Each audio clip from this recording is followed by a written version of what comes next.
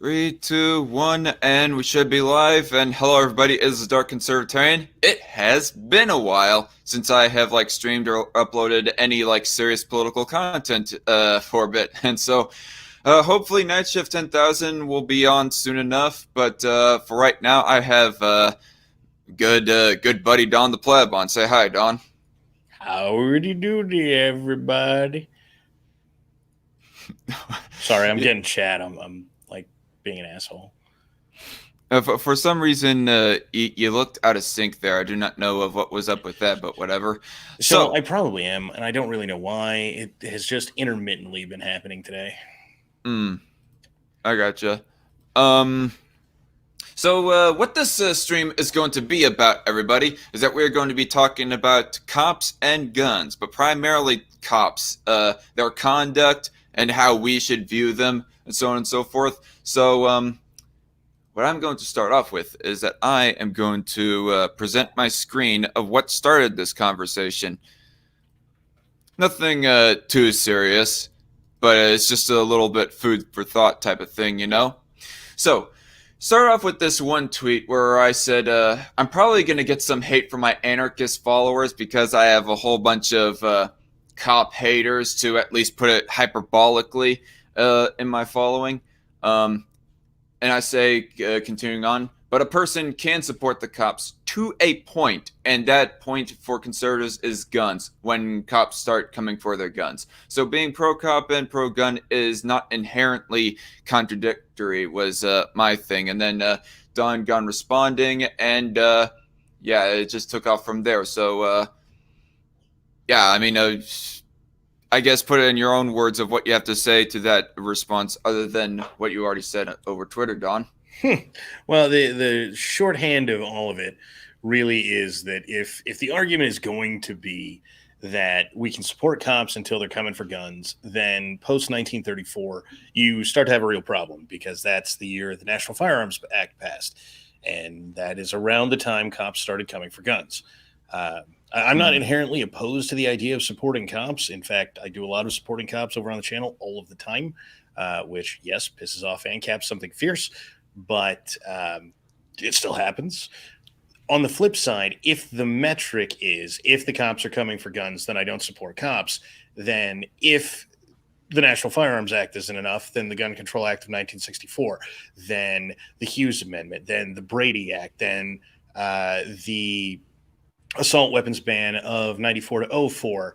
And if none of that is doing any good for you, then domestic violence restraining orders, where you have no, and I mean literally no, right to due process of any variety. Basically, woman walks in front of a judge, says he beat me, that's it, you don't have guns.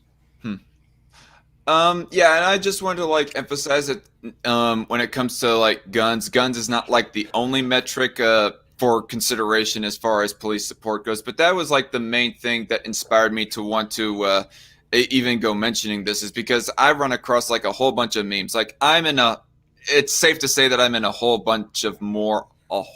lot more ANCAP circles than you are, and so I come across a whole lot of anti-cop memes shared around. And one of those memes is in the back of a pickup truck, and this is the one picture that I was asking for to use as the thumbnail for this stream, but we can't, and so here we are, because I can't find it. But anyway, the meme is basically a pickup truck with two bumper stickers. One of them is saying "come and take it from my cold dead hands" or something along those lines, and then the other one is the thin blue line American flag, or Blue Lives Matter, something along those lines. And then the picture says, or the text says, pick one. You cannot be both of them at the same time. And then there's, of course, others that go talking about Republican voters.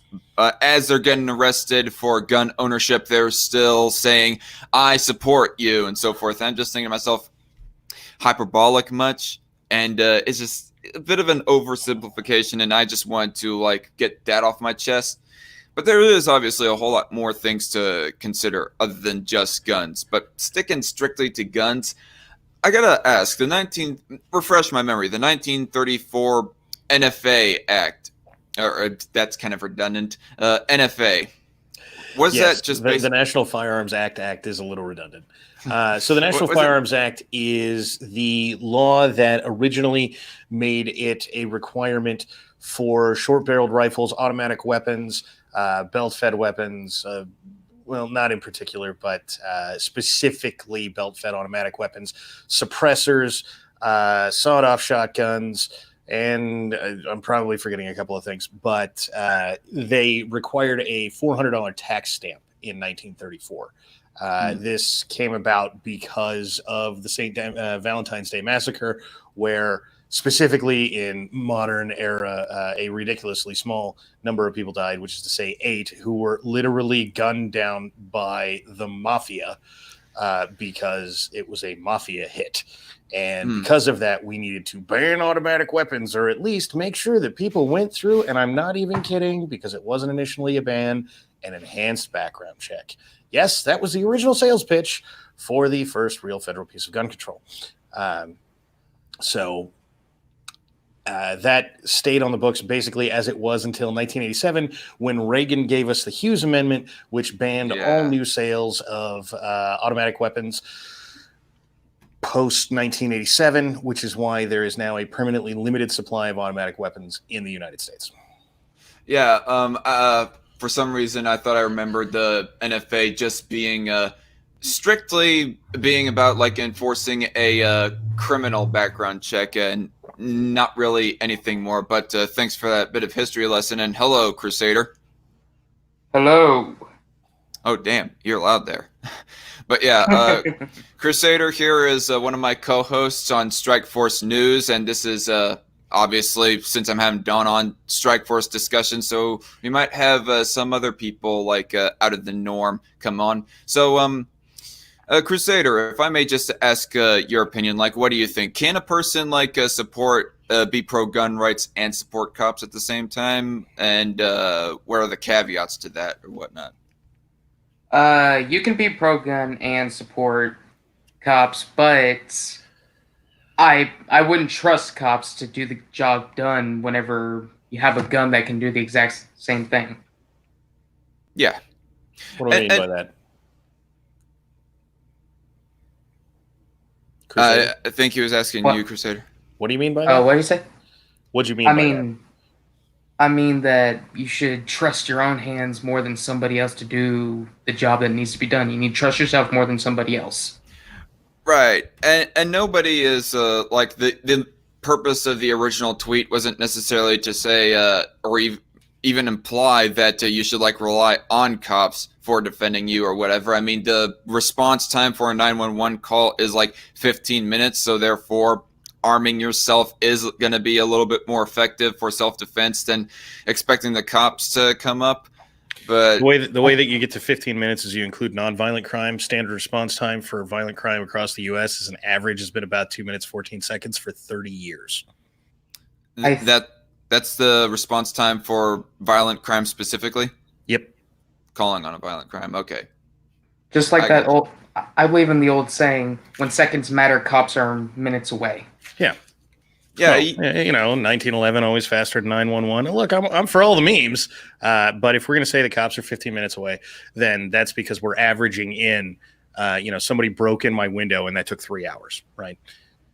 Fair. Which, don't get me wrong, it's a reasonable criticism to say that cops won't show up for 3 hours because someone busted your window. On the other hand, if the suggestion is that people calling the cops because their window was busted out is an equivalent and relevant part of the discussion when discussing self-defense, I don't think it is.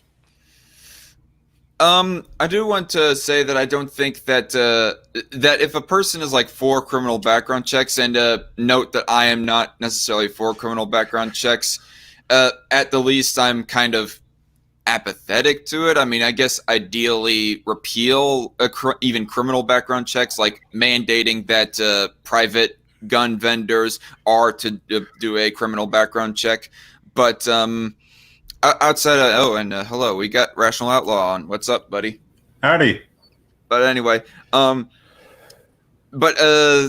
even for like a person who is for criminal background checks, because apparently that's a more popular thing. I mean, banning assault, quote unquote, assault rifles, putting a magazine cap, those are less popular. But what seems to have a supermajority support is having criminal background checks, in that you check somebody's felony history, and if they have felonies, like particularly violent, if they have a violent history, that they're not allowed to buy a gun. So I think that even with that, a person can be for criminal background checks and pro cop at the same time, because once a person like has that gun after they went through the background check, the cop is not going to come in and start seizing that particular gun right there. They aren't. I mean, unless. I mean, it just in that circumstance right there. This is of course not contributing. This is of course not taking into account all other contributing factors as well. But the only case that I can see, slow your roll a minute, because there is a thing that happens at least a handful of times every single year in this country where someone purchases a firearm, they go down in California. This notoriously happens, and that's extra ridiculous because they have a 10-day waiting period to pick up your firearm. Now, regardless, it's the National Instant Check System. That's what NICS stands for, right? So presumably they type in your social and fingerprint you and do all the other ridiculous things when you fill out a 4470 and fill all that in there, and then they send that over to the FBI, and the FBI sends back, well, we either do or do not have this person as a criminal. However, the FBI has something like 72 hours to get back to that gun store and say, we kind of made a mistake, right? Now, this isn't as much of a problem, presumably, in places with waiting periods, except that, again, this does happen in California with a 10-day waiting period, right? And what ends up happening is if you pick up that gun and the FBI calls that dealer, what they do is they get your name, address, phone number, whatever it is that they need to contact you that is not on a 4470. And they call you up and they say, surrender that firearm because we've decided you might be a felon. They decide that you're a felon like in the middle of your waiting period? No. After you pick up the firearm and leave the store. Oh, damn. Yeah. That is now. Look, it doesn't happen a lot, right? A handful of times a year is not a substantial amount of times, but it does happen. It does happen, and for the minority of cases that it does end up happening, fuck the cops who gone ahead and just went along with the order to seize those guns. But on a national level, when it comes to whether or not a person can be pro-gun and pro-cop at the same time, despite those types of laws happening, so forth, I don't think the generalization of cops being scumbags or being inherently anti-gun would be justified for those anecdotes that we could mention for days. And anybody here actually defending the ANCAP position on this? No, Rational Outlaw is not an ANCAP, and neither is Crusader. I mean, Rational. Well, then let me at least make the argument, right? Because sitting around sucking each other's dicks sounds great and all, but we could just not do that. So, look, the premise here is that if cops are willing to take guns. And by the way, the simple fact that red flag laws have been passed and then enacted means we know at least some portion of cops are willing to take guns. We know that, right? And that ignores all the things that I kicked off with at the beginning, right? So domestic violence restraining orders are notoriously ridiculously bad. Property seizure, if you have a firearm that is worth a substantial amount of money, civil asset forfeiture can qualify for seizing guns. I don't know that that's happened substantial amount of times anyway, but it can happen. I believe somebody got shotguns seized or something like that, and gold leaf shotguns. But other than that, I don't know of it happening. But regardless, we do know that this happens. So, and by the way, right along with knowing that it happens, we also know that every single place that passes red flag laws, what do you hear from every single cop? Every single one. Nope, nobody wants to die so that they can go take your firearm. Everybody wants to go home. And the one thing that we know if we're doing a red flag seizure is that you have a gun, and no one wants to do it. Well, Gary Willis had a gun, and Gary Willis is dead because someone kicked off a red flag order on him, and the cops showed up at the door and they got into a gunfight and he's dead. Sorry, I was about to say that background noise. Are we arguing about the legitimacy of red flag laws, or just... No? We're it's more about cops and whether or not to support them, and the mainstay of the issue that like comes in like a conflict with that is being whether or not a person is pro-gun. Rewinding back to the beginning of the stream, I was mentioning as to how that there are some memes talking about you cannot be pro-gun and pro-cop at the same time, and I was like challenging that notion. And I'd have to like find the article again, but to Don's point, there was like some article that I'd come across like showing that cops are. Well, what do we mean as a majority like pro-gun rights? Perhaps we should define what do we mean and what do the other people mean by pro-cop. So based on the discussion that we're having here, this is realistically, do you support cops in any fashion, right? Because we're effectively discussing the ANCAP position, which is, I don't want to put words in all of their mouths, but it's at least second cousin to all cops are bad. Yeah, basically that on top of the fact that they think that public sector police forces shouldn't be a thing. And to Craig H's question in the chat, does Darkon have guns? I do have at least one. I'll tell you that much. But anyway. Due to a tragic boating accident, I no longer have any firearms until the next time one appears on stream. Oh shit. Sorry to hear that, Don. But, yeah, I guess that is something that we have to define. Rational outlaw is what are we defining as pro-cop? Like, are you pro-cop in that you support them in their endeavors when it comes to like law enforcement? Do you think that they are a net good for society in crime prevention, or do you just think that they shouldn't be generalized as scumbags? Despite and with that logic and that belief, you can be pro-gun at the same time. Or whatnot. I mean, I know that Rash thinks that cops are, generally speaking, not scumbags, as he has like made plenty of videos responding to back alley philosophy on that issue. But what do you think, Rash? Do you think that cops are a net positive when it comes to crime prevention, or what? I believe they are a net positive. However, I do think there should be reforms in it, and there should be some more accountability for cops who do break the law.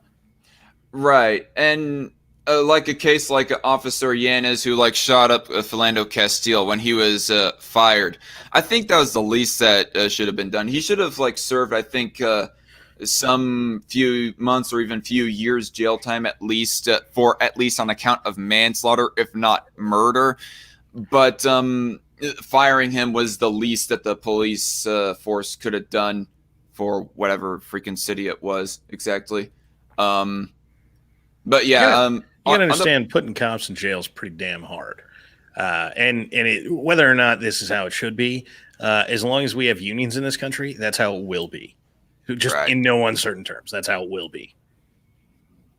Yeah.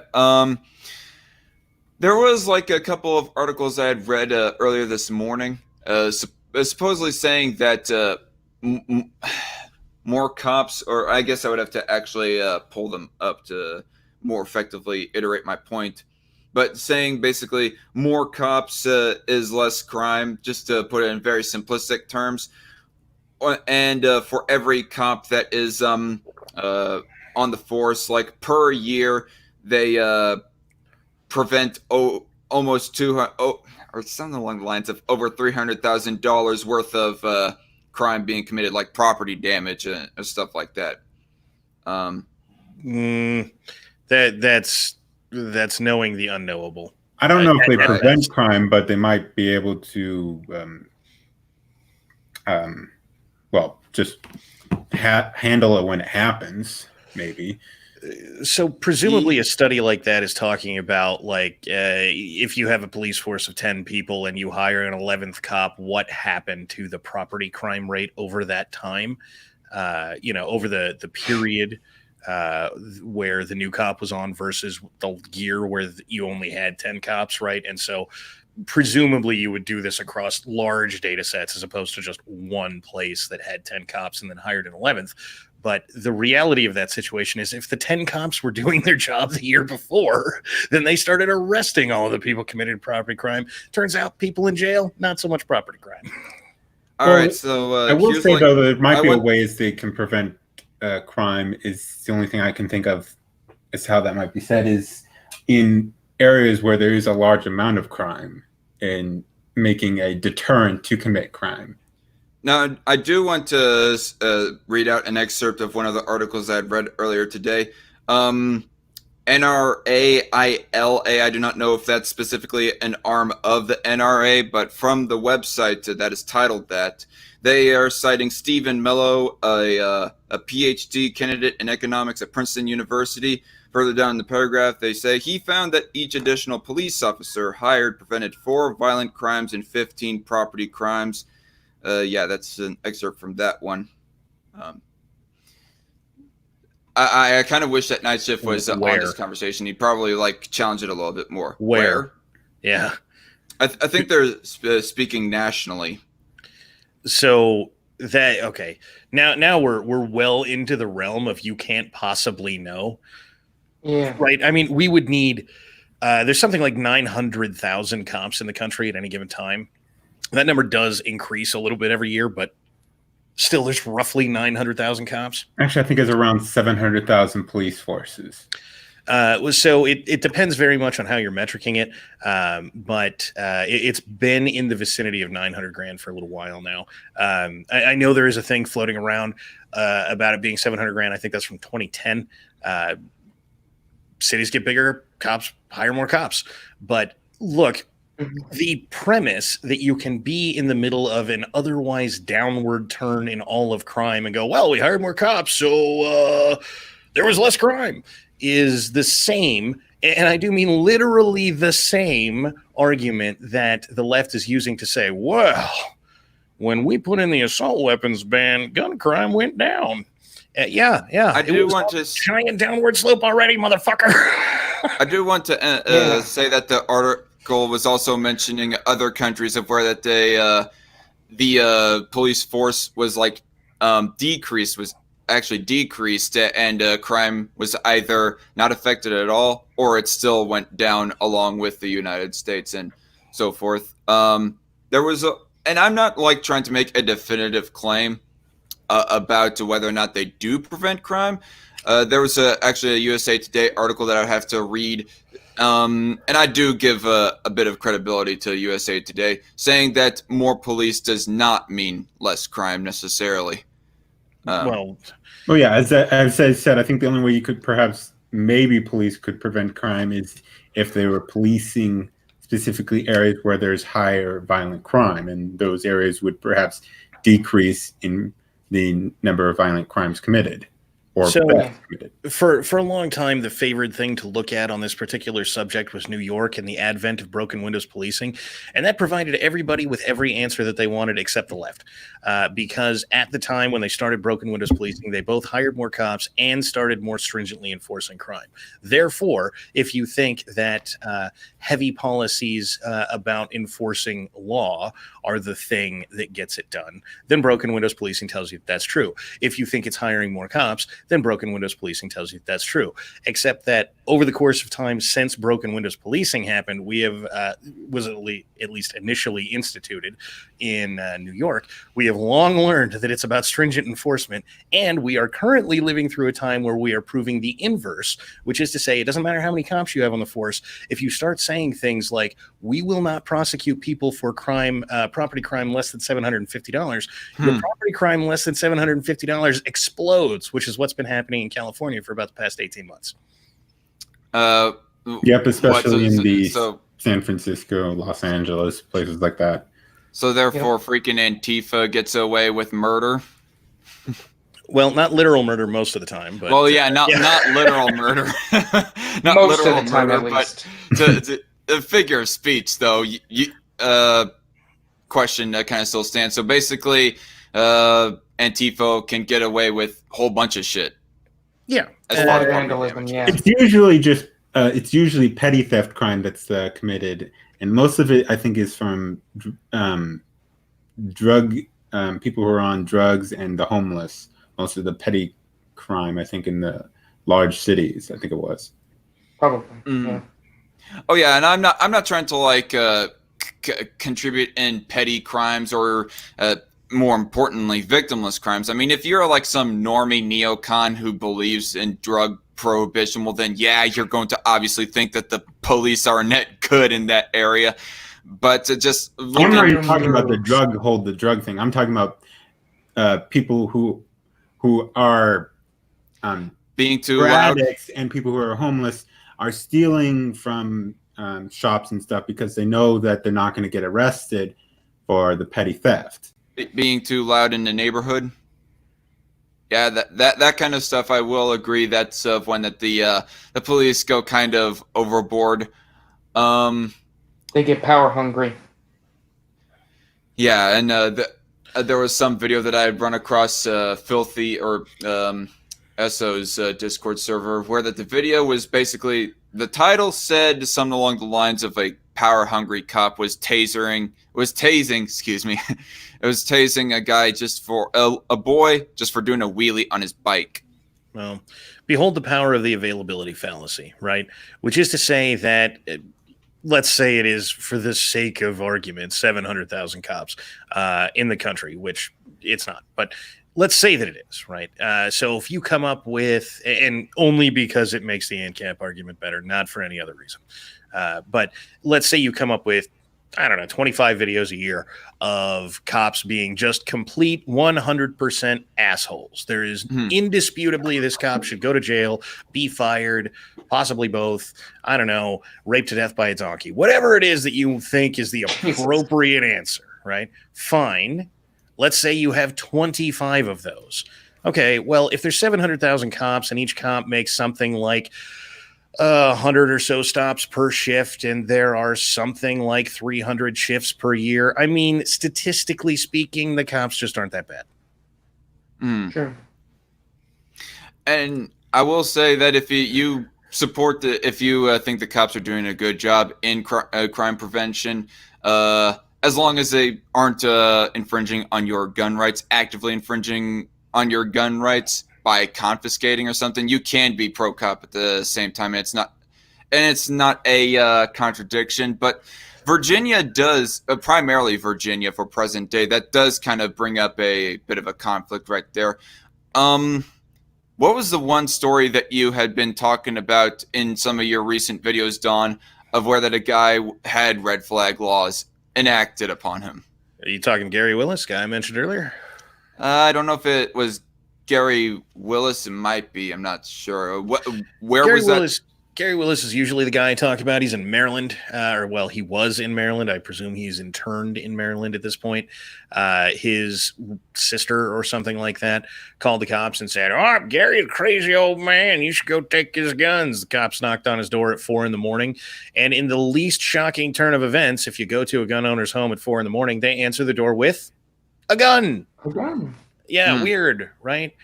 I mean, it happens a lot in the backwoods too. Serious, like, hey, look, if you knock on my door at 4 a.m, I'm answering it with a 12 gauge. I don't care if you're a cop or not. I don't know that before I open the door. I'm answering it with a 12 gauge. I think that does the name Colion Noir ring a bell? Colion Noir is the black former lawyer commentator for the NRA. I thought I remembered it being him that you had read a story or commentated on a story about red flag laws biting him in the ass. No. Or something. No? He does talk about them every now and again. I think the most recent mention of Colion Noir that I have made of any variety is that he's running around saying Bloomberg is racist, which is ridiculous. Bloomberg's a dumbass, but not racist. Yeah, well, I don't know any no argument there. I don't know any evidence of him being racist, but that aside, where is Gary Willis? Where did the whole Gary Willis story happen? If you just Google Gary Willis, Maryland, red flag law, you will find it. Oh, Maryland. 100% of the time. That kind of goes without saying. For some reason, I thought it might have been more in Virginia or something. No, I don't know if Virginia's passed a red flag law yet. They're going at the cyclic rate right now, but I don't I think thought they Virginia have. did recently. They enacted a law at the Capitol. So they definitely, during the Virginia protest thing, they made the gun-free zone right outside. But most importantly, Great idea, they by the passed way. the assault weapons ban through their House, and it is either in the Senate or today the Senate passed it. I don't know. I've been really busy all day. So it may have passed today, but I know it's been through the House. Northam's already basically said out loud that he's going to sign it. The Senate is entirely controlled by Democrats, so that's about to become law. Okay, for some reason I had the impression that it was already passed, but thanks for the update there. God, I fucking hate Democrats so much nowadays. I will say that if Virginia does get through that legislation and the super majority or just a bare majority of cops in Virginia, in all cases of them being ordered to confiscate guns, they just are not reluctant about it. They just go along with the orders and confiscate the guns. Yeah, you do have an argument to say don't support cops. That if you say that you support guns and support cops at the same time, particularly Virginia cops, then it is a moment of cognitive dissonance right there. In that case. Here's the problem that you have is California's been doing that for 10 years now. I mean, somewhere in that vicinity. I forget exactly where they passed their assault weapons ban, but when they did, I know the more recent one went in where they demanded registration, all that sort of shit. And that was only 5 years ago, maybe, which might be what I'm thinking of. But regardless, what they said is if you have an AR-15 or an AK-47 or my assault weapon, right, that you have to take it down to DOJ and register it. And so the very first guy that did, they arrested. I mean, look, there are reasonable points to bring up in the world of look, cops do enforce these laws. And a simple fact of the matter is they just arrested a lawyer this week for selling guns that were 80% lowers, most of them. But equally, they apparently sold some other firearm without going through a background check or being an FFL, which is illegal in California. But look, what are they doing, right? They make enough onerous laws and then everybody's a felon. And that is exactly how it goes in California. And cops enforce the laws. Whether anybody likes it or not, they do. Mm-hmm. Well, California lawmakers are retarded. I mean, they made knowingly spreading HIV from a felony to a misdemeanor. That is a fact. So just for I don't know, further exploration of this conversation, and I'm not one of them, but just arguing devil's advocate for somebody that may be more conservative than me on the general issues, say that they do support cops. This given conservative does support cops, but more for crime prevention, like prevention of murders and theft and stuff like that. But at the same time, cops, they're still just willingly going along in their area, willingly going along with gun confiscation. And they say they're both pro-gun and pro-cop. Would you say that they are having some cognitive dissonance in that outright? Or do you think it's reasonable for the select reasons that they are being pro-cop, but at the same time they're not pro-cop because of them going along with gun laws? They're just doing their jobs, basically, is the logic they're applying. Okay, so the Nuremberg defense, come on, bro. And don't get me wrong, this is the ANCAP answer, right? But look, in the world of, I do have a personal problem with this. If I am going to support cops, and a lot of times that I do, then no. Cops better not be running around confiscating firearms. No, cops better not be relying on the Supreme Court decisions that say they have no duty to protect you. Literally none. And that's been around since the 80s. So, I mean, it's not new. It's why protect and serve started coming off cars in the 90s, right? Because somebody went after them for false advertising and they went, it's not advertising. We're not a business. But they took them off anyway, right? I mean, none of this is new. And look, is there a lot of this that doesn't apply to individual cops because, look, they're not going to be the ones doing it anyway? Yeah, sure.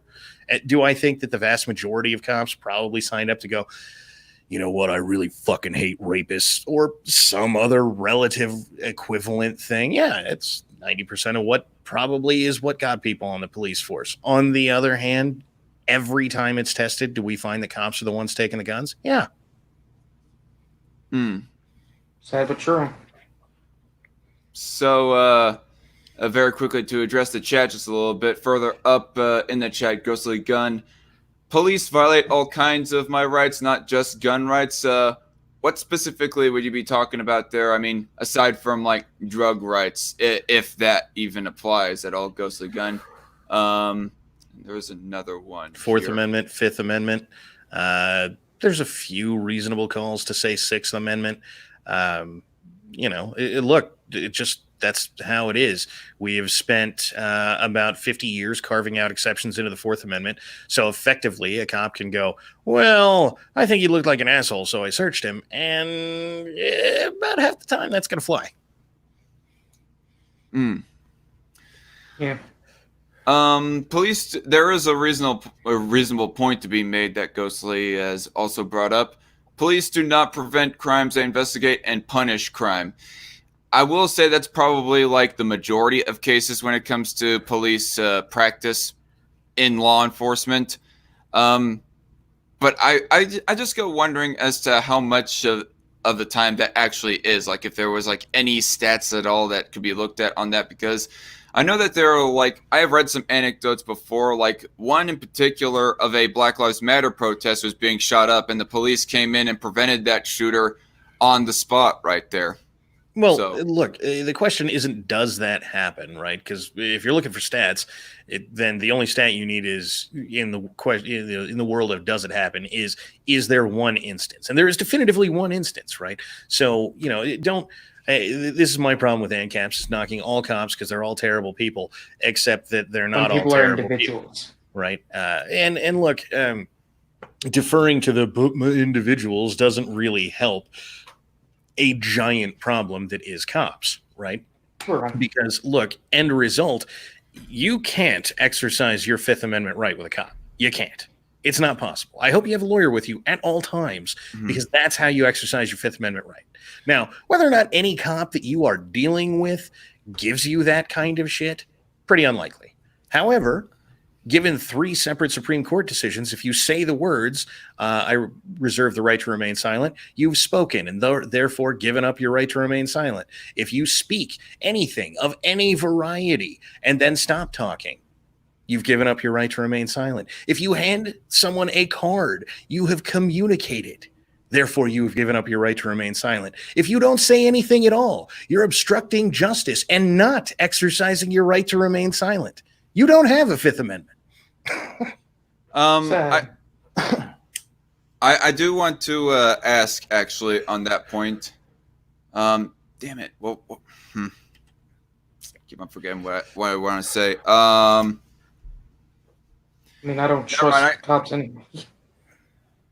Oh, now I remember what I was going to say. So if your response to the whole argument from ANCAPs is, basically generalizing all cops because of a few bad apples, if your response to that would not be judge them as individuals, basically, what would your response be? No, judge them statistically. I mean, if you want to judge them as a group, then judge them statistically. Back to the prior comment look, if you get 25 videos a year, you're talking something like 70 million police interactions per year. 25 out of 70 million, come on, they're not really going that bad. Furthermore, the other way that this gets done is people talking about excessive force complaints. And there are some places where it is entirely possible that excessive force is completely out of hand. San Diego, California, for example, has had something like a couple thousand excessive force cases filed every single year. Now, whether or not that's because they just pay out so people just cash in for the paycheck, I don't know. But there is a lot. And so maybe look into that, right? Because that's like 3 a day. However, the reality is, even if you want to count that, go back to police interactions versus the number of complaints, and the results are still getting pretty close to 1 in a million, which, by the way, is the literal phrase we use to go, maybe it's not that bad. All right. And by the way, hello, Red Feather in the chat. It has been a while since you stepped in here. So there's like another Ghostly Gun is like catching my attention the most with some things he's bringing up. Ghostly Gun, how about all those searches of my phone and internet history that are supposed to not be happening? And I would agree those are supposed to not be happening, but I question as to whether or not that is like general law enforcement, like actual dress in blue police, or if that's like more along the lines of FBI, NSA, those types of organizations doing that more than actual police officers. Definitively, that's the NSA. And if you want to rule them out of being cops, then, I mean, you can, but then we really need to start asking what's a cop. Is it if you're wearing a uniform? The NSA they are completely I mean, they are a law enforcement agency, effectively. Yeah, I mean, yeah, if we're to like get down to the nitty gritty, they are law enforcement, whether or not that law is justified or not. Patriot Act, anyone? But no. When I go talking that law, when I go talking about people like supporting cops, because I'm sure that the majority of like grassroots conservatives who like support cops also at the same time are like against NSA spying. I mean, if they're consistent enough and not listening to too much Sean Hannity, who has a bit of a double standard when it comes to NSA spying between Bush and Obama. But no, I am talking primarily like police officers like who work under the local level more than anything.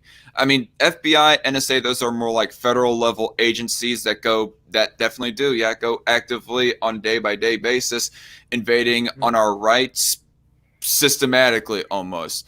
And then you got the city police officers who, and there's also state troopers, I guess they would kind of fall into this conversation too. But city police officers who more of an individualistic basis as far as misconduct or being a good apple goes. But go on. Well, so now even if you're moving to, it needs to be a cop and you're trying to write off the FBI, then you're going to need to start engaging with the idea that the FBI is giving lots of things to local law enforcement all over the country. This is quite, the feds in general, but the FBI specifically, so is the NSA. Any law enforcement agency in the country can call up the NSA and go, hey, do you have information about this? And usually, supposedly, the FISA court is supposed to say no. And yet, on the other hand, there's only been like one FISA warrant ever denied since the advent of the FISA court. So I doubt it. If I'm following along with you correctly, if a police department is actively asking FBI and so forth for information on this one person that they suspect of, falling under red flag laws, so therefore confiscate their guns, well, then, that would be like inherently anti-gun and anti-libertarian. But say if they weren't going out of their way asking for that type of information, would they really have, legally speaking anyways, a mandate to like pursue that gun owner? I would say no. So this is where you're going to cross out of it being about guns very quickly and much more into the Fourth and the Second Amendment, right? Though let me just say this outright: privacy is dead, and if you don't think so, you're just uninformed. No one has any, and that's how it is. Hi, NSA. So I mean, just start getting used to that, because that's just true. Right. On the other hand, when even if you're not talking about going after a specific gun owner, just to be a dick to a gun owner and take his guns and see if you can find anything under the NSA. And by the way, 3 Felonies a Day has been a book that's been written for 30 years. We're probably at least up to 5 felonies a day at this point. So yeah, guaranteeably, if somebody wants to make a criminal out of you, they can. Right. I mean, this is the thing that ANCAPs are on about all the time. It's a crime to capture rainwater. Yeah, only in one state, jerk off. But still, really? Yeah, Okay. California makes it a crime to capture rainwater. I didn't know that That's it was stupid. that minuscule. For some reason, I thought it was a federal law. No, Oh, that's just me. That's just me assuming, though. Yeah, it's the state of California, which they conveniently leave out of the argument all the time. But no less, you still got the FBI loaning all kinds of equipment to cops. And by the way, there's a federal lease program for the FBI,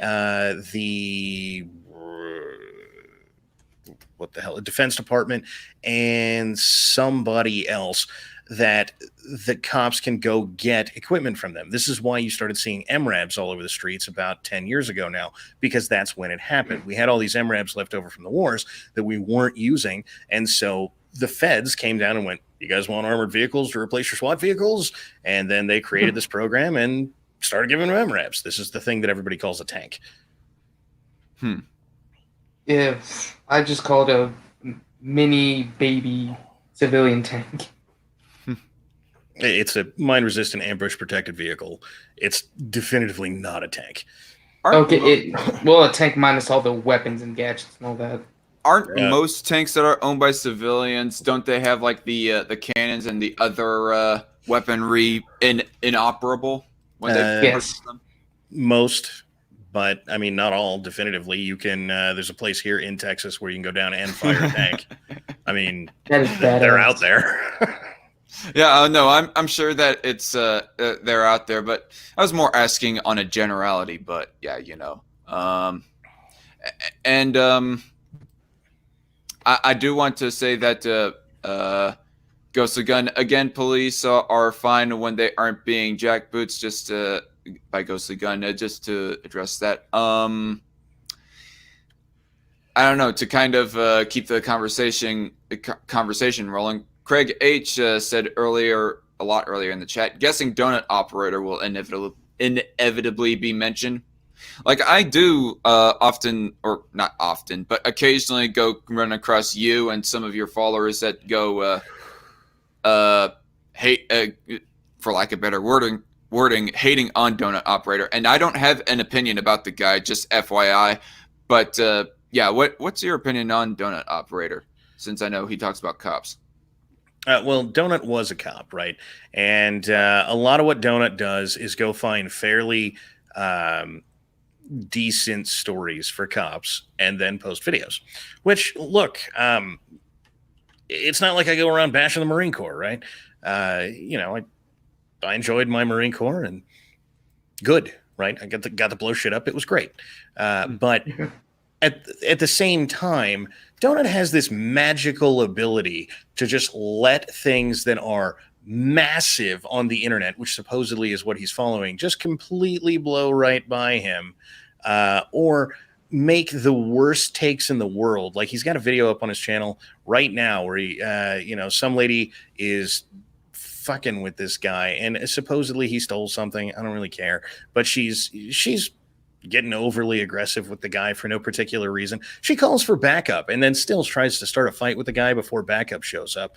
And she ends up shooting his mom in some struggle. So the guy picks her up and knocks her on her ass, right? And his answer was like, well, I guess you didn't really need to do that. Like, no, you stupid bitch. You went out and you started a fight that you didn't need to start.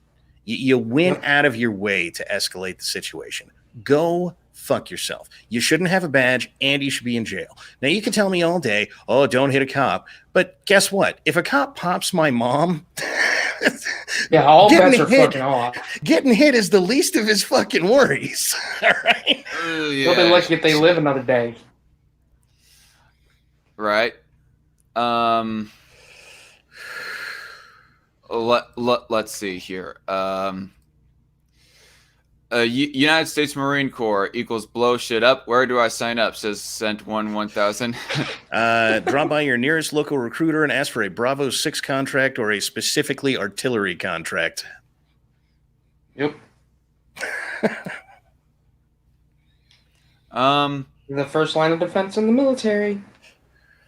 There is like a point to be made up, like when it comes to the issue of gun rights. And I guess it's kind of to do with law enforcement as well. Craig H said in the chat, background checks are infringements on the Constitution. When I say that, I often lose them in the conversation, but I'm surrounded by Bolsheviks. And Miff Cuttlefish, hello, Miff Cuttlefish, just, I don't know. I'm really not up for felons having guns, just the truly dangerous ones, not repeat Mary Jane offenders. So, in your opinion, Don, would you say that having even criminal background checks, that is like anti-gun rights and an infringement in of itself on the Second Amendment? Yep. So there I are guess I'm like three anti-gun relevant then. things here. Yeah, Well, right. it's not like it's not like I want them, but I'd be tolerable or okay with them. So that tends to be most pro-gun people's point of view on the subject. I realize that I'm a staunch dick about this, but there's three like pretty relevant things around here. I think it's three, and watch me pull a fucking Rick Perry and forget the third one. But no less, at the founding of the country, there were no background checks. Didn't matter if you were a felon or not. Primarily because of the founding of the country, felon meant death penalty. So if you committed a felony in the United States, we hung your ass. So felons not having guns wasn't that big of a deal because, I mean, what are you going to do? Bury it with them? Who gives a shit? But outside of that, subsequently speaking, while there is a due process clause in the Constitution that says you can strip constitutional rights from people, it is like this tacit admission that, like, well, we're going to send you to prison and then we're going to let you out and you're a dangerous motherfucker. And we know you're a dangerous motherfucker, so we won't let you have a gun. So you don't get to be a real citizen. You only get to be like a kind of citizen. Yeah, and strip away your voting rights in some cases as well. Well, to hell with voting rights. Go back to property owners, then we don't have that problem. Right.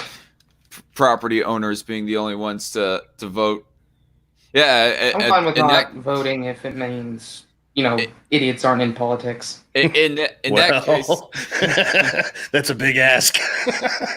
I'm not a property owner, sadly. Yeah, in that case, then it would be kind of hard for a felon to like get owning some property for him to vote. I'm personally not for a property owner voting thing. Yeah. I'm fairly. I would prefer much more so. I know you're against this, Dark Hunt, but I would prefer much more of a voter test personally. So that's not going to do any good, right? So it's not going to do any good. And if you don't believe me, I presume you went through school after government testing was created. Government school is just I was homeschooled, So what was that, Rachel? I was homeschooled, so I don't know exactly what it was like. Okay, go That's the a fat homeschoolers. fucking yikes. So here's how this works, right? If you make a test for voting, then what you will have is people enforcing teaching the test to vote in school. That's it. That's what you'll get. Well, hey, was you trying to ask Rash on something about testing for votership, Crusader? I just said sort of like an IQ test or something along those lines. Rash? Sorry? Say again? An IQ test, is that what you're thinking? No, I'm not thinking that.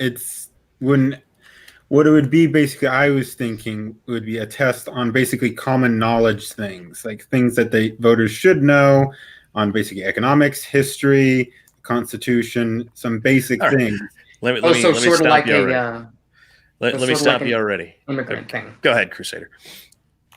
You talking about the citizenship test? Yeah, the citizenship test. So citizenship test has no economics in it. But here's a prime example of why this is bad. If you want to vote, you have to know Keynesian economics. No, I'm not saying Keynesian economics. It would be economics which is accepted by the vast majority of economists. That would be Keynesian economics. No, Keynesian economics is not accepted by the vast majority of economists. Numerically speaking, it definitively is. Over 70% are against Keynesian economics. That's not even kind of true. No, that is. Well, I would kind of like to see you guys like argue this out on like a different time once one of you can like more substantiate what you're saying instead of doing this yes no. But sticking to guns and cops, though, I'm trying to like see if there's something a little bit more brought up in the chat regarding guns and cops.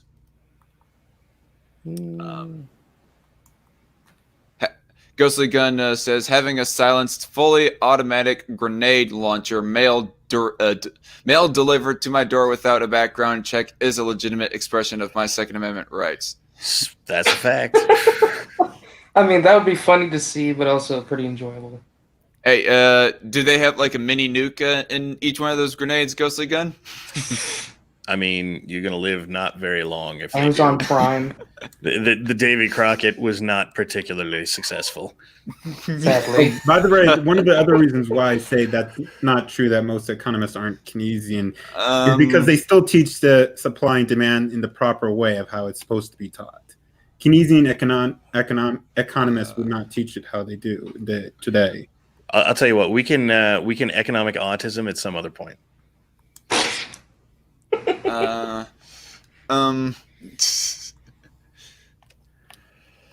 So looking further in the chat, I guess to ask you, Rational Outlaw, what as somebody who like has been battling out with ANCAPs, I mean, you're not so much like in ANCAP circles, like in their group chats or discords, as much as I am. But what would you say? Do you think? I probably know the answer to this, but do you think that it's not cognitive dissonance and not not cognitive dissonance to be both pro-gun and pro-cop at the same time? No, I wouldn't say it's cognitive dissonance at all. If we were to go off the definition of just not hating cops and saying they're all bad, definitely not. If we were going to say like blind faith and being pro-gun, then maybe they would have an argument. Yeah. In your opinion, what would be the point that it would get to cognitive dissonance? How much would cops have to be like? If someone basically pretty much ignored what cops were doing and did not care if they were breaking the law and just believed them 100% of the time, that would probably be a point, I would say. Relevantly speaking, then, the fairly obvious infringements on every single constitutional right. I mean, I guess to be fair, not the third, right? The Third Amendment's pretty safe, but everything else. I mean, yeah, we accepted that SCOTUS that it was fine. Yeah, you are mandated to let that cop into your house into your house or whatever. Well, there are plenty of cases where that is the case, right? That was kind of supposed to be a Third Amendment joke, but whatever. Right. Their penetration can't be permanent, otherwise it'd be a Third Amendment violation. Yeah, but I mean, being as that's the case, I mean, do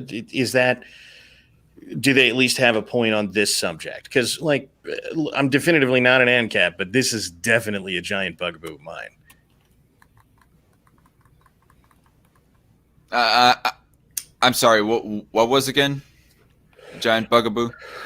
The consistent violation of, well, most of the constitutional rights that anybody knows. Right. Although most ANCAPs would say, fuck the Constitution. There are even some that keep on pulling up the Lysander Spooner quote saying that the Constitution is inherently authoritarianism, something like that. And I'm just thinking to myself, by what basis? By what basis? Like, as far as I know, there's, I don't know. There might be something in like some of the later amendments that kind of goes against libertarianism. To some extent or another. Prohibition seems like one. Is that actually in one of the amendments of the Constitution? I know that income tax is, but... yeah, prohibition was an amendment, but it was taken out by another amendment. Okay. I'm not that well brushed up. I forget what number they were. 18 and 21.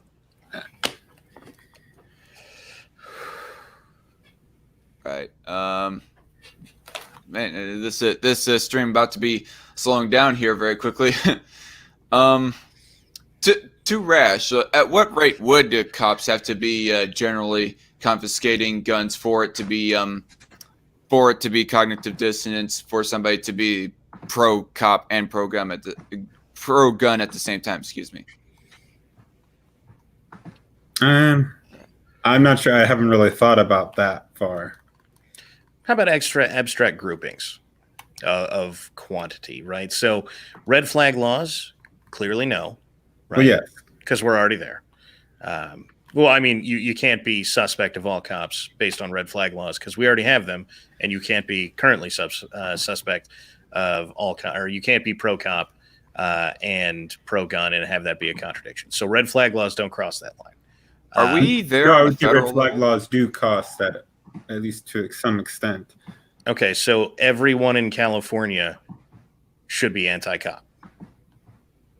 Everyone in Maryland should be anti-cop. Everyone in Washington State should be anti-cop.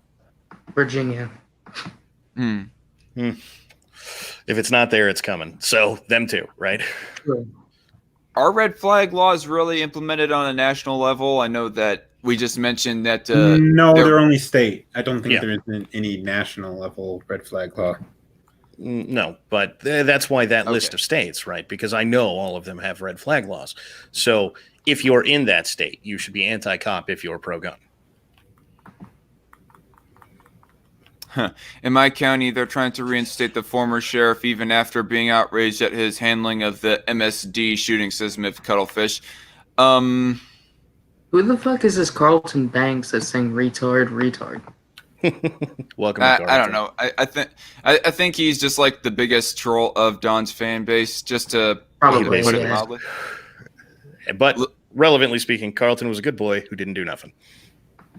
He didn't Anyway. do nothing. So serious, like it's a serious question, right? So if red flag laws cross the line, if you're in a state with red flag laws, then should you be suspect of all cops if you're pro-gun?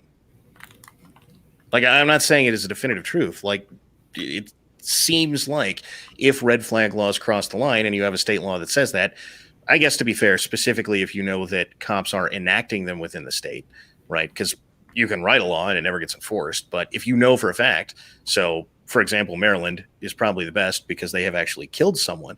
Does that mean everyone in Maryland should be anti-cop if they're pro-gun?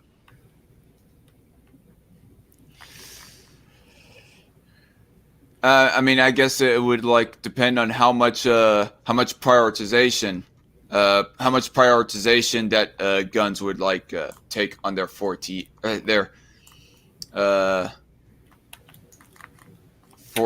or whatever the right word is. That their forte, something. That thing they're good at? Whatever, like they're most passionate about. Got it. So, well, I mean, thus the question, right? Because, let me stop beating around the bush. I guess rational. Does that mean that people in those states with red flag laws should be inherently anti-cop if they're pro-gun?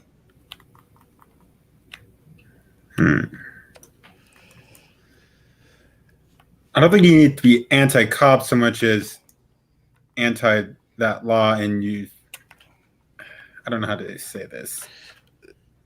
Look, I get that it's like a real struggle to get it, right? Like, let's face it, legislators passed the thing. I mean, it's going on in chat right now. You know, cops are doing what they have to be doing to both maintain their job. And so if that's the case, then red flag laws are not the line, right? Because they can't be. So we know red flag laws aren't this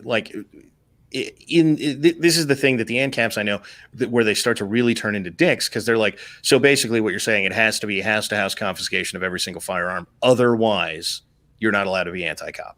And in this, they kind of have a point. Yeah, I mean, if it definitely gets enacted on people in a majority, and even the entire 100% of the populace, then that would be definitely when we should like be anti-cop, especially for how the cops are like are being like at the moment. Because I'm not so sure if like the colonialists were like, you know, like going way back to the 18th century, were all inherently anti-red coat before the Revolutionary War. No, a large percentage of the population were still in favor of the British. Yeah, you got like the high numbers of 30% of people who were really in favor of a revolution. Right. So, I mean, definitively no. it was not everybody. Why do we keep talking about ANCAPs? We get it, they're retarded. Let's talk about the views of the people on stream, says Ghostly Gun. Fair point. Trying to keep it fairly oriented around our beliefs. But the thing is that it's mainly ANCAPs that bring up the whole anti-cop rhetoric, and I just want to explore that. Nobody here is truly anti-cop. I mean, Don, would you call yourself a cop skeptic? A skeptic of cops? I probably wouldn't have come up with that term, but that's not unreasonable. Okay. I mean, but safe to say that Don is not an outright cop hater. I really wish that Night Shift would have came on. I mean, he acknowledged that I was scheduling this stream at 7:30 p.m. Central Standard Time today, but it's almost like he fell asleep or something. Damn. Other than the legit call out, who cares? He's not here. He's not here. Yeah. I mean, I don't mean to do a full-on knock on him, but if he was here, he is an ANCAP, by the way, in case everybody is wondering, and He does legitimately hate cops. I don't think that is hyperbole for me to mention, for me to put it that way. So chat is ever helpful. Red flag laws are house-to-house confiscation. They're just waiting long enough between houses that people stop being mad about it. That's literally their entire point. That is a point to be made. They're doing it slowly and gradually. Otherwise, if they do it en masse in a short amount of time, they are going to get an uprising of sorts. It's kind of like the same thing with YouTube. They are just bit by bit taking down these singular channels that they don't like. They're not going to pull off a dozen or 100 political channels that they disagree with. Otherwise, at that point, they are definitely going to get a mass exodus away from YouTube. But even after 2020, after COPPA and all that other shit, people are still on YouTube because there wasn't some mass kickoff of YouTube, therefore triggering a mass exodus. Well, that's sort of, I mean, it's the same frog boiling analogy for cops and red flag laws, right? So, look, if you are a gun owner in a couple of these states, they effectively the way they've written the laws, if you own guns, maybe you should be red flagged, and we're just waiting for somebody to say it. Mm-hmm. And then they keep expanding who can say it. Right, because they started out with family and cops, and then they went, well, that's just not quite enough. And then it was family and cops and teachers, and then it was family, cops, teachers, coworkers. Then it was family, cops, teachers, coworkers, and friends or something. Really, the list is getting pretty big. Mm-hmm. I'm an ANCAP for nations I dislike. Weaker enemies are preferable for deterrence, says Craig H. Jeez. I just thought that was kind of funny. Red flag laws. Yeah, that was the one chat comment that we had already addressed. Yeah, I mean, I guess I did not prepare a whole bunch of arguments that some of the normie conservatives would bring up. I guess that would be something to bring up. What would be your problem with? I mean, we keep on mentioning ANCAPs and some of the general problems that you have with general ANCAP rhetoric on this issue, but what would be some of your problems that you have with conservative rhetoric when it comes to cops, Don?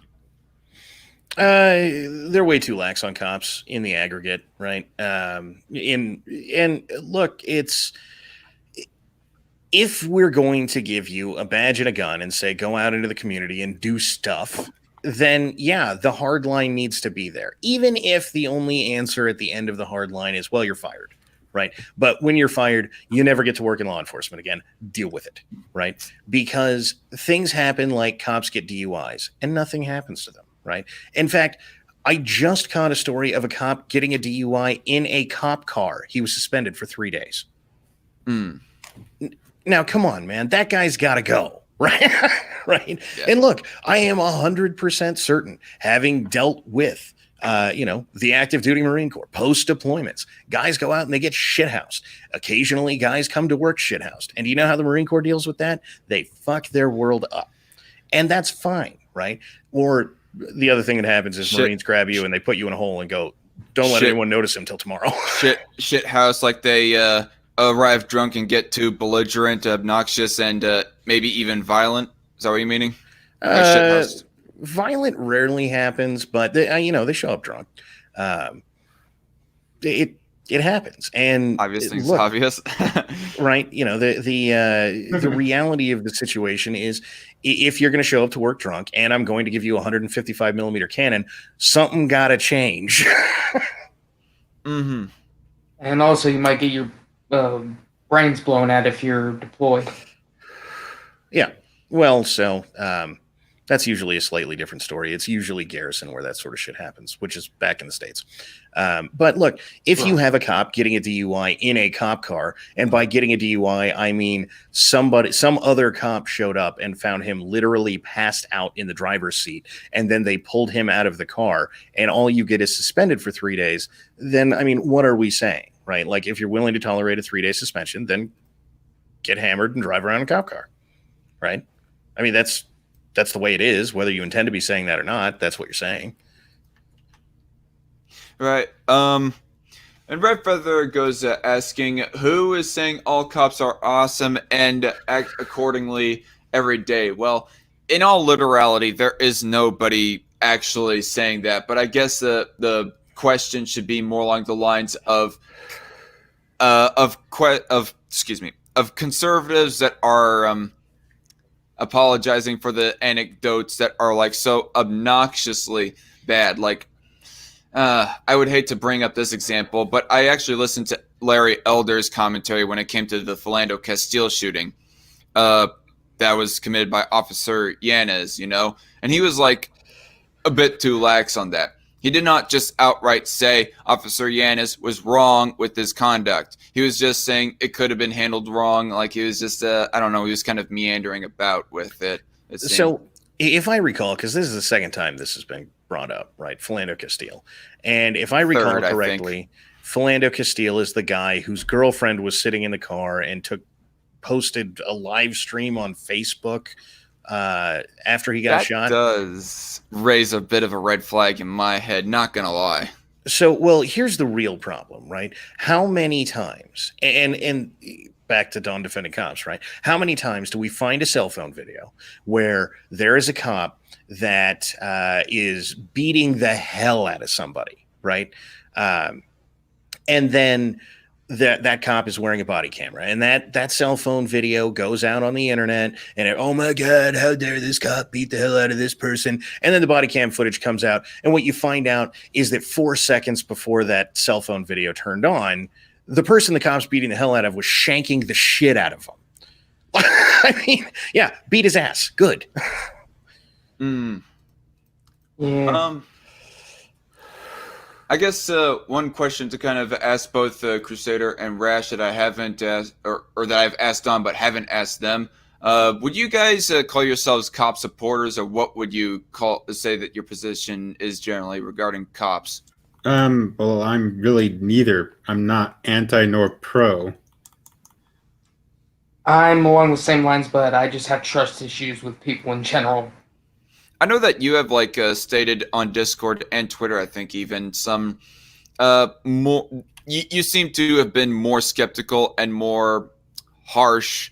Well, I don't know. Maybe harsh isn't the right word, but just negative towards cops than me on a general basis. True, but that's just because I've had very, very bad experiences with cops, at least in my town. Yeah, and I guess a whole lot of this debate really does come down to personal experience. Like, I don't know if I should mention the specifics, but Night Shift says that he's had some kind of negative experiences regarding cops. I mean, when I was walking home, I literally heard a car, no sirens, just a car, speed up behind me. I'm thinking, oh, I need to get home soon because they seem to be driving towards me, and I get paranoid. So I try to run to my house, and they put their either tasers out or guns. I couldn't see too well, and they said, "Put your hands behind your back." All right. What's wrong with Larry Elder? Asks Red Feather. I was just mentioning his commentary on the Philando Castile shooting. That was all Red Feather. and I was mentioning as to how that I think that he kind of was meandering too much on commentary of that shooting. But as a general person, I don't really have much a problem with Larry Elder. In fact, I really liked his interview with Ben Shapiro. It's probably one of the best interviews I heard of, where that he was mentioning his own personal story of him meeting back up with his dad and whatnot. It's not gonna lie, a little bit of a tearjerker. I have to clip that sometime. But as far as I know, he's an all right guy, Larry Elder. I mean, it's just that one thing. I guess since we're kind of dying down and probably end off the stream here in a little bit, just for the sake of conversation, what do you guys think of the idea of private police? And I'll ask Don this once he gets back too.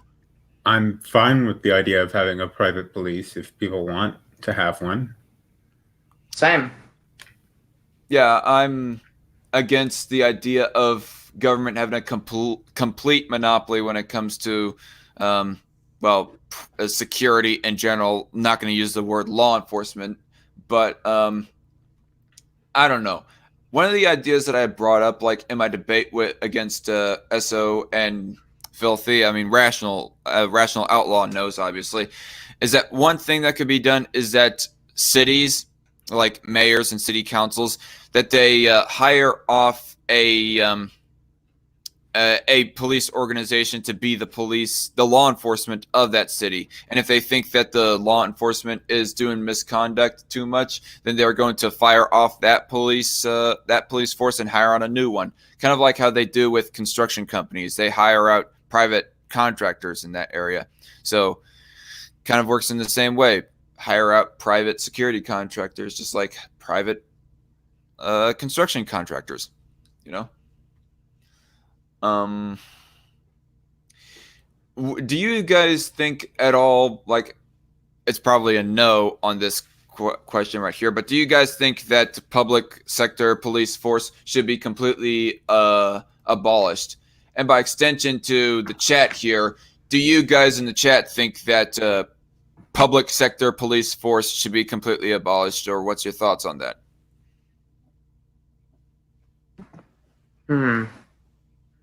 That is tough to call, actually. Do what now? I was just posing for the sake of conversation, since the conversation about whether or not it's cognitive dissonance to be both pro-gun and pro-cop, asking, hey, should public sector police officers be completely abolished? Of what people think here generally. What do you think, Don? No. No? All right. You know what? I'll just say for now, no. Yeah, I don't think that public sector police force, even if there was to be a little bit of competition of where that there are private sector security organizations, well, there obviously are, but they're more for people's buildings, like museum and mall cops and so forth. But on a larger scale, even let's say citywide, I think that maybe there could be an area of competition for private security to compete with public sector. Probably not. You're going to end up with a gunfight in the street between private security and cops. However, most importantly, city cops, Metro PD kind of things should be abolished immediately. Go back to sheriffs. Metro PD? Yeah, well, so your metropolitan police departments, right? So Chicago PD, NYPD, right? Go back to sheriffs. All right. So let's explore this a little bit. Why I don't really know much the difference between the two. So could you explain? Yeah, sure, absolutely. So your metro police departments are under the purview of the mayor almost always, right? There's a little bit of chain of command there. There's a police commission, that sort of thing. But along the way, the only person they're accountable to is the mayor. That's it. That's the only one, right? And generally speaking, that connection is very tenuous for most people, to the point that most people don't even, and look, literally nothing against you guys. Nobody knows the difference between city PD and sheriffs. Sheriffs, on the other hand, are individually elected and have complete control over their department as to what they do. They aren't accountable to anybody except the people who elected them. Now, to be fair, we still end up with places like Chicago, where whatever the hell county it is that I completely forget the name of, they don't make any voting choices based on anything rational related to sheriffs. However, that is a major city problem that would go away if there wasn't confusion between Chicago PD and the sheriffs, because this is a confusion that started after the creation of city police departments. Most importantly, city police departments tend to be the ones who are exercising unions something fierce. Yes, there are some sheriff's departments that engage in unions, but the reality is the bureaucratic edifice that makes it so difficult to get rid of shitheaded cops is almost exclusively found in metropolitan police departments as opposed to sheriff's departments. Because if you go to the sheriff and you go, hey, your deputy, I don't know, raped my 9-year-old or whatever, and that pans out to be true, that sheriff is going, look, I am up for reelection in X amount of ever, and there is no way I am getting reelected with, I let my deputies rape 9-year-olds, right? Right. Yeah, that was going to be like one of my questions is, sheriffs, elected sheriffs are not accountable to mayors, and you essentially said, yeah, they're not. So every now and again, it happens that a mayor tries to tell a sheriff what to do. And sheriffs notoriously come back and go, fuck you gonna do about it?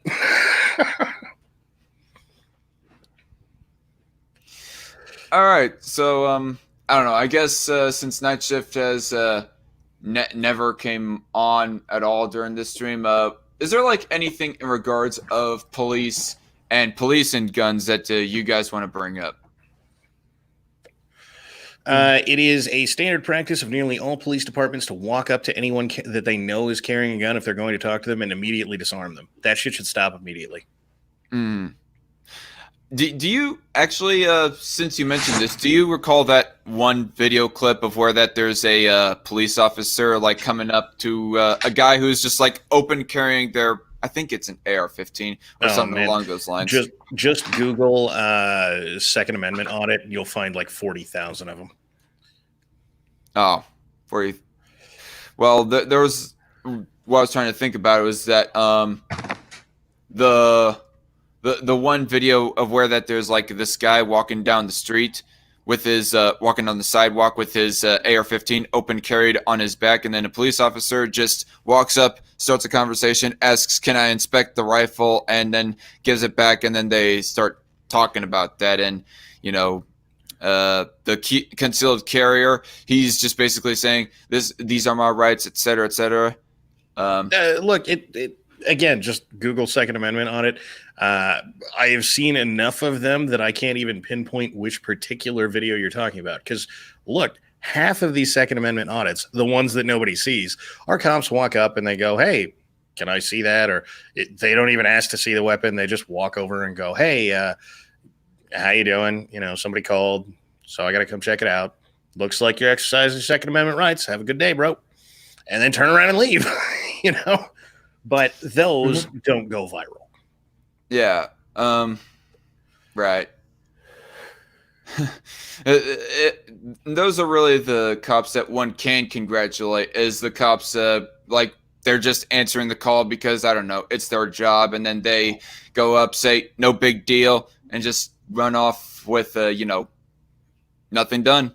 Yeah. Well, and look, this is a lot of heat that cops get comes from a bunch of panicked retards all over the country, right? So if you walk around with an AR-15 strapped to your back, the chance that you encounter a panicked retard who's like, "Oh my God, you have a weapon of war strapped to your back," at which point I start bitching about it not having a fun button, but still, right? The chances that you encounter this person sitting in their house, most likely not saying a goddamn word, just calling the cops, and then the cops go, "Well, we have a call and it's our job to go to calls, so we're going to go." And at some point they show up, right? But they've categorized that as a call with a firearm, right? And so it is a priority call, so they tend to show up pretty quick. All of this basically spawns from a bunch of whiny pussies being upset that people still own guns. So yes, getting rid of whiny pussies would help. If you have a good way to do that, I'd love to hear it. What was I going to say? Weapons of war. Practically every single weapon is a weapon of war. Changed my mind. Yep. It's a bit of a retarded notion right there. Ghostly Gun brings up something else interesting. There used to essentially be private police in the Wild West. It worked well most of the time, but when it didn't, it made national news. I don't know. Would that have technically actually been in the time of when that, the Wild West and all the states, or what the areas that would eventually be our modern day states, the Midwest and Southwest and places like that? Would that have technically been when they weren't like technically states? I mean, now you're getting real picky about where and when, right? Yeah. Yeah, I guess I wasn't like being specific enough, but jurisdiction doesn't fall the same as it would now if there was to be like more private police.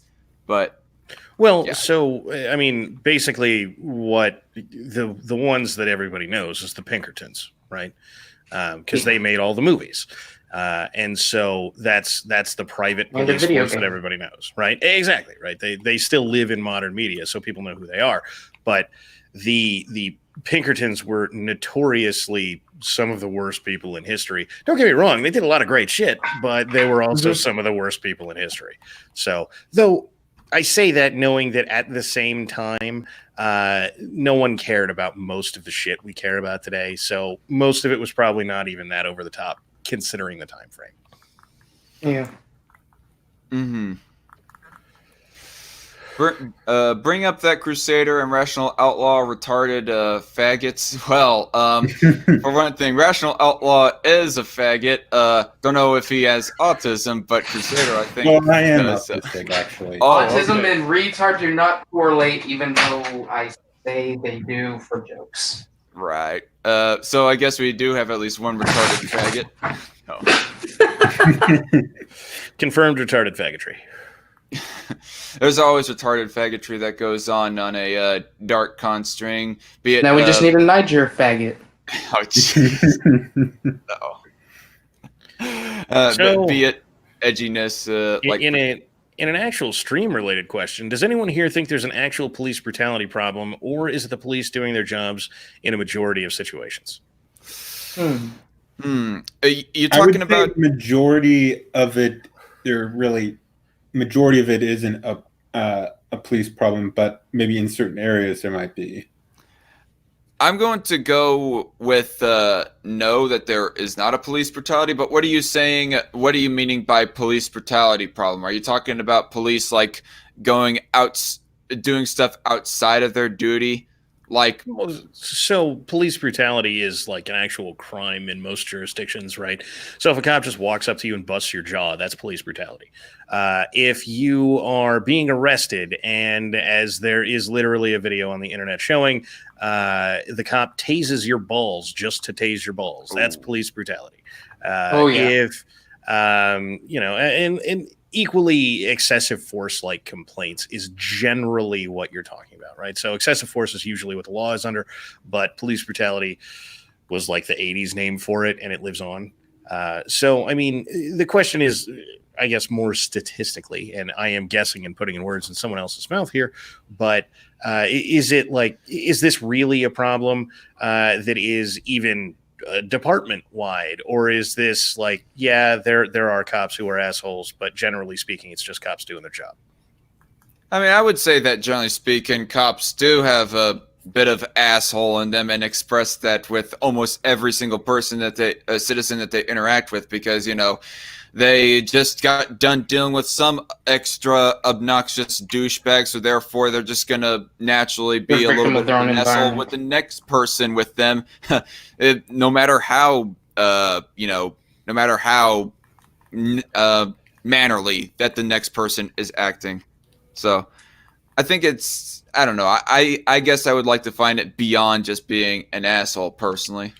And I do want to say that if we are to like define like doing their job when it comes to their unjustifiable job when it comes to like red flag laws, confiscating guns. If we were to like classify that as police brutality, or even like their job when it comes to the drug war, if we're to classify that as police brutality, well, then I would say yes, there is police brutality, but legally speaking, that probably does not fall under police brutality, and I would say no, probably. All right, so let me try one more rephrase of this, because I would appreciate the knowledge on the subject for the rest of this stream anyhow. So generally speaking, any sort of police brutality / excessive force claim comes down to, could the cops have accomplished whatever the goal was, be that kicking in a narco's door, arresting you for smoking a joint, I don't know, containing a murderer with less force than they used, usually in a substantial way, right? The most famous of this is Rodney King. Mm-hmm. Rodney King. That name sounds familiar. Is that like a civil rights era case, or no? That's the 90s. 90s. Yeah, it was a 90s thing. So, are cops beating the hell out of people for no good reason with no justification? No. Okay. Generally, no. The vast majority, no. There are those rare occasions. However, according to studies, it's actually quite rare. Although, if plus you cops have body cameras on them, so never mind. I'm not going to. You're kind of hit or miss on that subject, even still. And by the way, whereas I started out completely anti body camera, I am so pro body camera I can't even describe it anymore. Oh yeah, I'm also very pro body camera. Not just for the people, but also for the cops themselves. I was kind of standoffish at first with it. I guess I wasn't outright against it, but I would say that generally speaking, you're working in the public sector, probably best that you do have a body cam on you. I mean, obviously, private sector, you shouldn't be mandated it, but that goes without saying, us being libertarians. My whole argument here originally was, look, if you work in this kind of work, you say things. I guarantee you, every cop you've ever met has an incredibly dark sense of humor that probably doesn't come out very often if you're not another cop. And every service member, everything, right? So if what we're going to do is record every word that a cop says all day long, then when that cop cracks a joke that is politically incorrect, his ass is getting fired, right? Mm-hmm. And so if that's the case, then no body cameras. On the other hand, what they did was, we're initiating a call, tap body camera. Okay, it's on. Good. Yeah, good. Do that all day long. Mm-hmm. Agreed.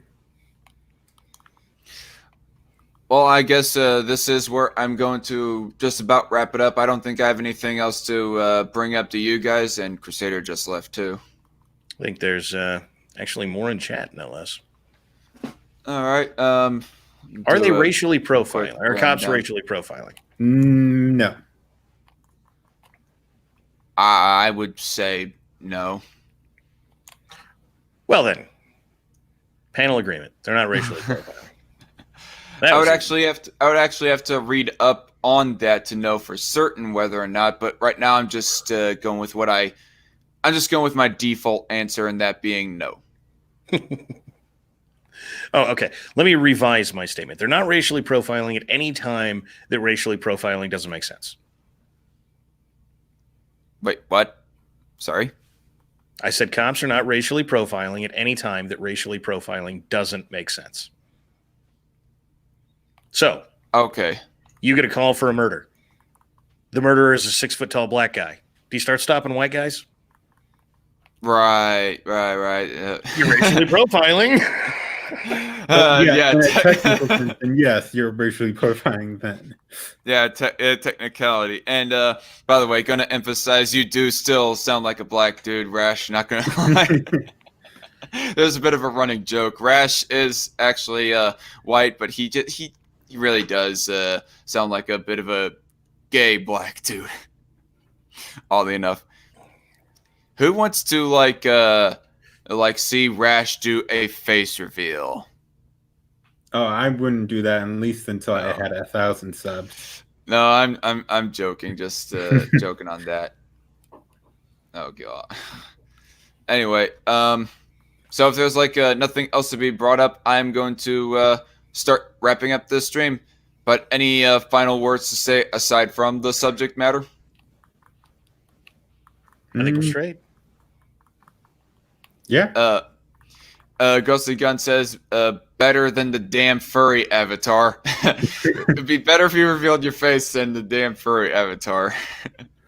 But anyway. Natchiff still hasn't got back to me in the DM, so yeah, I guess that's about it. Thank you all for stopping by, and I guess it's a whole lot more nuanced than ANCAPs or other anti-cop people, aside from ANCAPs, make it out to be, as far as somebody being pro-cop and pro-gun at the same time. It's a whole lot more nuanced and not so cut and dry as with this conversation has gone with Don the Pleb and other guests, Rational, Outlaw, and Crusader. So, with that said, see y'all later, and no, I'm not deleting this channel. Bye-bye, y'all. God bless. Bye.